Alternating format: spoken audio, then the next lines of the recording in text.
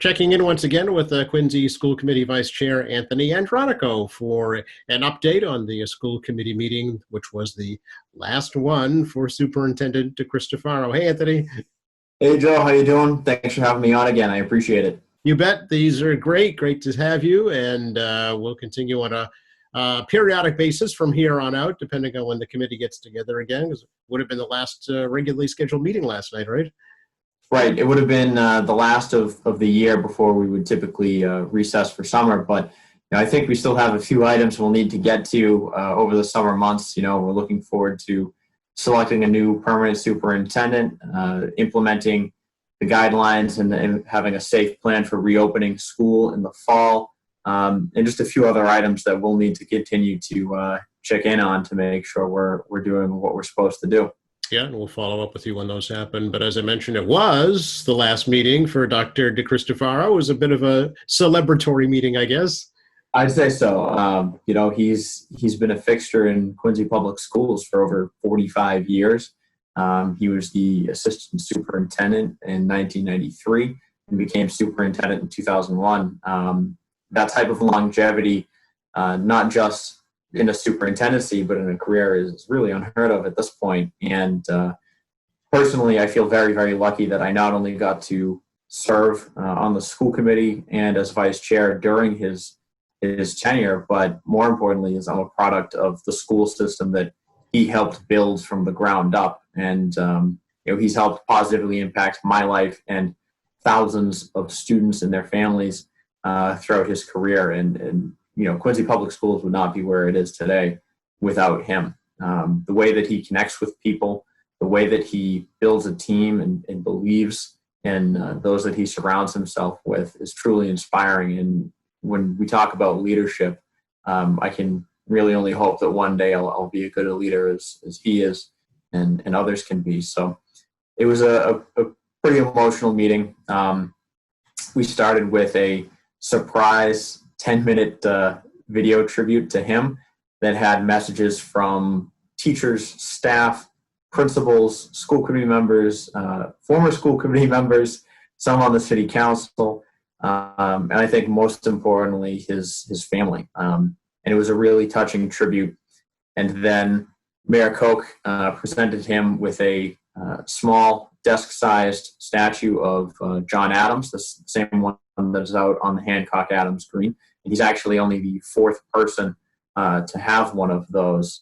The other three being Congressman Lynch, David McCullough, the historian, and a direct descendant of the Adams family. So he's the fourth to receive that. I also have the pleasure of presenting him a personalized etching of the Coddington building on behalf of the school committee and the entirety of Quincy Public Schools.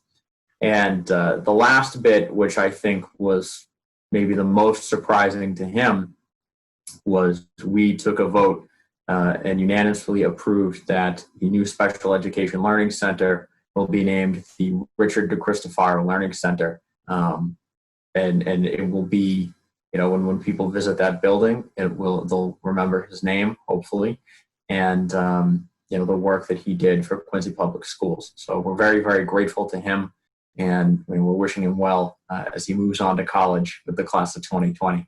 That's right. He's finally getting to go to college. That's right. It only took him 20 plus years, but he did it. So we're very proud of him. Wow, well, that's quite a tribute. That's quite an honor and a lasting legacy, too, with the naming of that education center on Old Colony Avenue. I'm sure that'll be touching for him and his family. And, of course, he's not leaving education as the new president of Quincy College. I'm sure he's already worked to create the dual enrollment program, for Quincy Public School students. I'm sure there'll be more collaboration in the future. Absolutely. I mean, he's right next door. I'd like to think we have a pretty good relationship with him. So I hope that, we can continue to have, an increased relationship with Quincy College so we can benefit more QPS students. And he'll be watching, too, right outside his office window.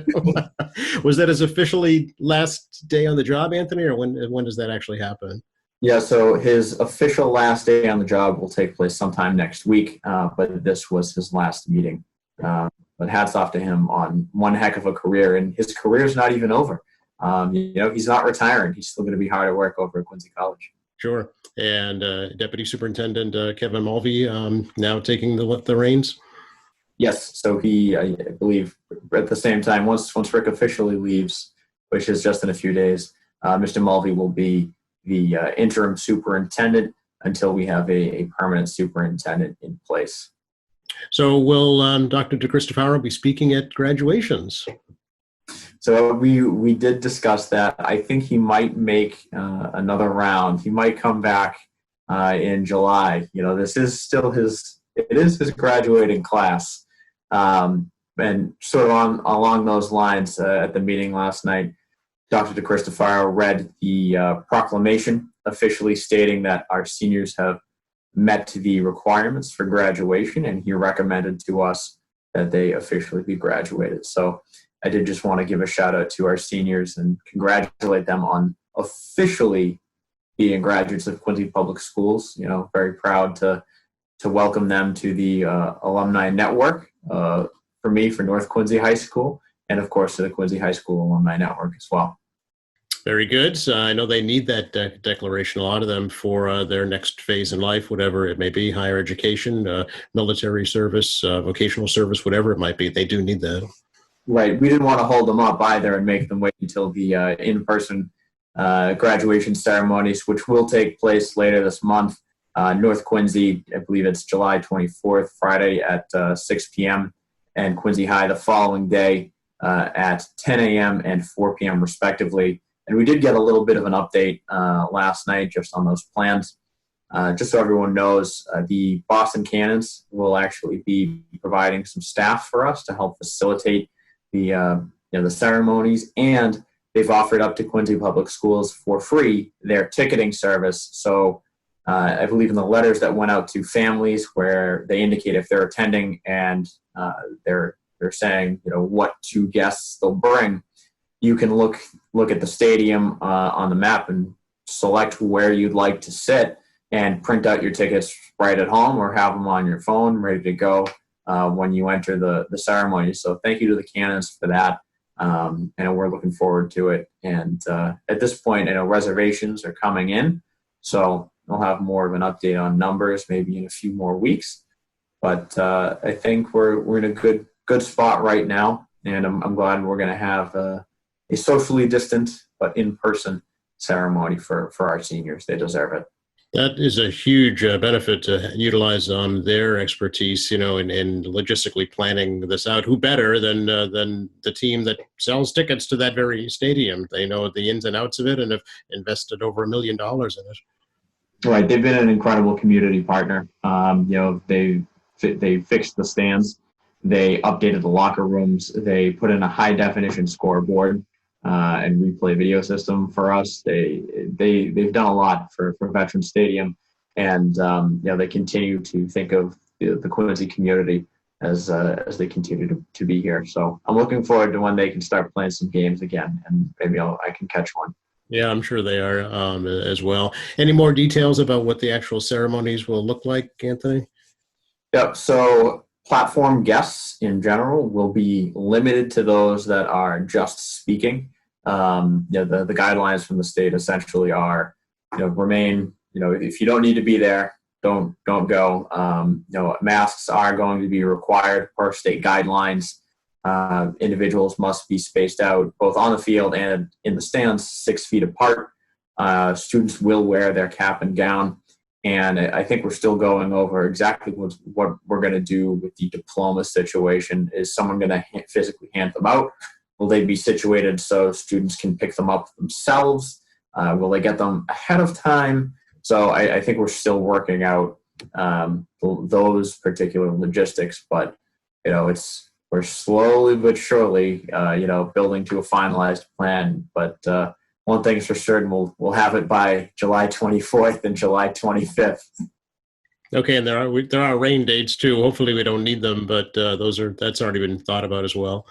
Right, yeah, those rain dates, as a reminder, the following Monday, Tuesday, and Wednesday, respectively, for the North Quincy High ceremony, the 10 a.m. ceremony for Quincy High, and then the 4 p.m. ceremony for Quincy High. So Monday, Tuesday, Wednesday, respectively, of the following week. Right. Any determination yet about the band or the choir at all? Has that been talked about? Not as of yet. I think they're still going over what you would define as required or minimum platform guests. Yeah. So obviously there are seniors that are part of those groups that would always attend, and usually there's a shuffling back and forth between going into the choir. Let me just get my diploma. I'll be right back. Yeah. Right, and they do a great job, but I'm not entirely certain if that is something that we'll be able to follow through with. But I know Deputy Superintendent / Interim Superintendent Mulvey and the team are working on that as we speak. Okay, we'll have to wait and see how that pans out, certainly. Speaking of superintendents, how's the search going? Yeah, so the search committee met for the first time this past week. As a reminder, that search committee is the 13-member board the school committee appointed. It's being chaired by Mr. Frank Santoro, and they had their first meeting to set up sort of an orientation, go over preliminary survey results, and set a path moving forward. So I believe they've set up a rubric and a matrix to score candidates based on their resumes, so they can whittle it down from just applicants to semifinalists to interview. This past week, and actually as we speak, we had some of our first focus groups to supplement that online survey with, I believe it's principals, administrators, staff, and teachers thus far, and parents have taken it. And we're going to schedule a few more for next week.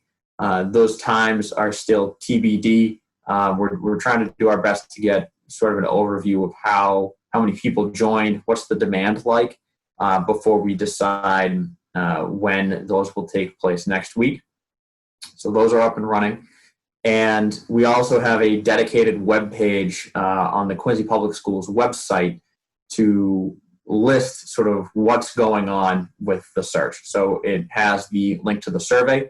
It has links to the info on the scheduled focus groups if anyone wants to participate, if they are a part of the groups that are available to the public, like parents or just non-parent residents of the city of Quincy. It reviews the purpose of the search committee, the purpose of the school committee in this search, our timeline, the materials that we've posted, and things like that, so the community can always check in. And I believe there's a quick link right on the Quincy Public Schools website that people should be able to see when they go to the homepage there. That's great. It's great that it's been made available to everybody like that to keep track and know what's happening, when and how they can participate as well. It's, as we've seen, it's a decision that could affect the school system for a very long time. Yeah, absolutely. And talking with the executive director of the Mass Association of School Committees, Mr. Glenn Kuchar, who has been helping us out quite a bit. Our survey responses, actually just before this interview, I got an update. We're up to over 800 responses from the community. Wow. And, he said that is a very, very robust response. He's been doing the surveys quite a long time now, so he would know. So I just want to say thanks to everyone that's taken the survey thus far. And if you hadn't yet, please do. We really do need to hear what you have to say. We're looking for the best superintendent to serve Quincy potentially for the next 20 years.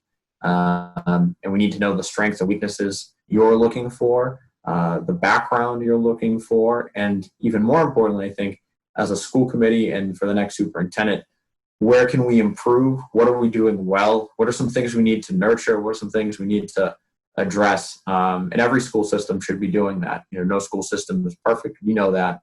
But there's always room for improvement, and we need to hear directly from you in order to make that happen. Yeah, is there a deadline at all, Anthony, for public comments? So typically there's no hard deadline, but again, we're most likely going to close the survey the last day. We're taking applications for the position of superintendent, which is June 25th. So that is actually 2 weeks to the date today. Where we're conducting the interview. It might not be posted today, but June 25th is sort of that target date to close surveys. Okay. Do you know how many, if there are already applicants, how many there are so far? I do not. I believe the search committee is receiving an update on that at their meeting tonight. Generally speaking, Mr. Kuchar had said for Quincy, you should expect maybe 20 to 30 applicants. As a reminder for folks, the school committee has asked the search committee to give us 3 to 6 external candidates in addition to any internal candidates. We are going to, out of respect for the individuals that come from Quincy Public Schools, interview them as finalists if they would like to before the school committee publicly. However, although they're automatically finalists, the search committee is still going to interview and score them as semifinalists, so the school committee has a full view and understanding of their perspective on where all candidates that we're interviewing as finalists fall. So we'll have a good understanding of that representative group and their feelings on where candidates stand heading into that final round. Okay. Sounds like a very thorough process for sure. It'll take some time, most of the summer, it sounds like. Yes, they have the work cut out from them. And again, I just want to say thanks to them because we're going through this for the first time in 20 years, and we need a very dedicated group to help us out with these steps. They're very crucial to the process, and thanks to them for stepping up. Any more discussion about what might be happening in the fall, Anthony? Yeah, we did touch upon that. So in the last week or so, there has been a wave of new guidance from the state, whether that be remote summer programs, in-person summer programs for special education, and even preliminary guidance for reopening schools in the fall. Some of that guidance, I'll talk specifically about reopening in the fall. I know we've gone back and forth the last 2 weeks, and you'd say, is there any guidance on that? Have you talked about that? And each week, it's say, we're waiting for guidance from the state. Right. So we got it this past week. Essentially, the ask is that everyone stay at least 6 feet apart when you're in the classroom, when you're in the hallways, when you're entering and exiting the schools, that the student to staff ratio be 10 to 2 maximum, meaning no more than 12 people are allowed to be in a room at one time. And it's also recommended that we severely limit capacity on transportation. So on our buses, I think we need to operate at 25 or 40% capacity, depending on the size of the bus. So that's going to present some challenges. I know Maricoke has purchased from the city side some PPE and cleaning supplies preemptively, and there's a cost that's associated with that, and there's a cost that's associated to implementing the guidelines that are being put in place thus far. And that's not to say that guidelines shouldn't be in place or that we disagree that precautions need to be put in place. But my colleague and I, Kathy Hughley, and myself proposed a resolution, which my colleagues unanimously approved, to ask the state not to implement any unfunded mandates. So in order to adhere to that 10 to 2 ratio, a couple things would need to happen. We either would need to double the number of teachers that we have and double the number of available classrooms. So we need to double the amount of just school space that we have. Or we would need to have maybe an A group and a B group and have, people go in the morning and then the B group go in at night, or do A group has week 1, B group has week 2, and in between you're doing remote learning. We're going to have to continue to buy PPE and cleaning supplies. We're going to have to run more buses. We're going to have to do a lot of things, and there's a very large price tag associated with that. In fact, I believe it's the National Association of School Administrators and Business Administrators put out a report that said the average cost for the average school district, which is defined as 3,600 students, Quincy has over 9,000, 8 school buildings, Quincy has almost 20, 40 buses, and just that's the average school district. it would cost $1.8 million to implement guidelines similar to the ones that Massachusetts has put out thus far. And it's just not doable. It's not to say, again, that guidelines shouldn't be in place or that they're not necessary. It's just putting these in place and saying best of luck to all of these towns, especially at a time when budgets are being kept level, teachers are being furloughed, not in Quincy, but in plenty of other surrounding communities. That is, if we wait long enough, a reality we will need to face. It's unfortunate, but it's where we're at. And if the state doesn't step up with funding to implement these procedures, then we'll really be left with no choice than to not adhere to the guidelines and potentially have to go full remote learning. And that's not something we're interested in doing for an even extended period of time. So I appreciate my colleagues' support, the mayor's support in the resolution asking for no unfunded mandates for these. Yeah, have you heard our other school districts taking similar resolutions, maybe to kind of force the state's hand? Yes, yeah. So Quincy does not stand alone in this regard at all. School committees all across Massachusetts are, approving similar resolutions to send to their state delegation, the governor, the director of education. So we're not alone in that regard. There's actually a standard resolution language that's going around between school committees. But in short, I mean, the cost is just absolutely prohibitive. And I think more importantly, it is really impossible to have a conducive learning environment. If you have 4 hours of school a day, instead of 8, if you're constantly going in and out week to week, if there's just a certain level of anxiety that our students are going to have. And at what point are you better off not sending them in at all and going for a more robust remote learning program, or vice versa?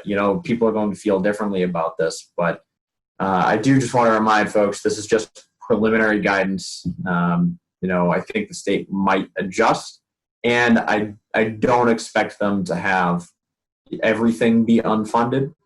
But the ask essentially is no unfunded mandates, not some unfunded mandates. So we'll see what happens. Okay, yeah, just quick math in my head. In Quincy would be anywhere from $4.5 to $5 million additional on top of the existing budget, which you did approve, by the way.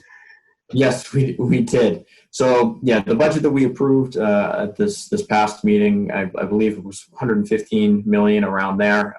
It's essentially level funding, and it implements some of the positions / guidelines that we also approved at last night's meeting regarding the student opportunity gap plans to help high needs groups close the achievement gap.